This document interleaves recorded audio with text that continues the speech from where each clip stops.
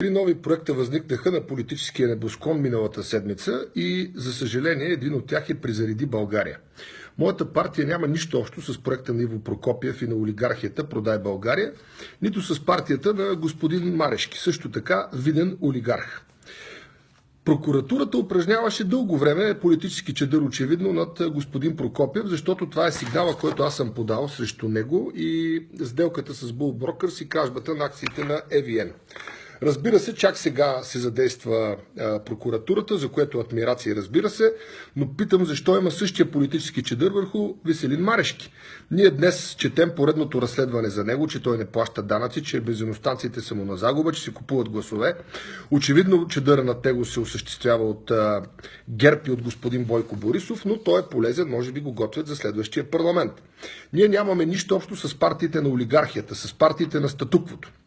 Трябва да ви кажа, че проверката срещу мен предизборно, преди 3 години, на доходите ми 6 години назад, приключи за една седмица. Доколкото чета днес, Марешки 6 месеца му проверяват една фирма. Забележете какъв чадър от страна на НАП. Продължавам с умните и красивите. Партия "Продай България" спокойно може да се нарече партия ОПГ. Защо? Ами защото те са организирана престъпна група.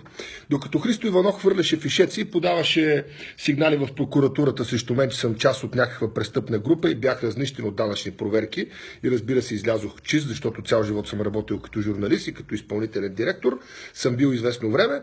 Сега какво се оказа? Че партията ОПГ в себе си съдържа само олигарси, които са обвиняеми от прокуратурата за кражби, корупция и данъчни престъпления, както и редови членове като Трайчо Трайков и компания, които също са обвиняеми от прокуратурата за кражби.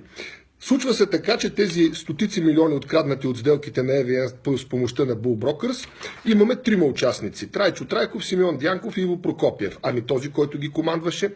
Нали наскоро при любимците си Цолова и Виктор Николаев самия Борисов разказа как Прокопиев му е наредил икономическият екип в първия му мандат. Тоест Трайчо Трайков, Симеон Дянков и Иво Прокопиев са били, тъй да се каже, служители, подчинени на главатаря на това ОПГ Бойко Борисов. Питам сега, има ли политически чадър на дейността на премиера 2 мандата в оставка?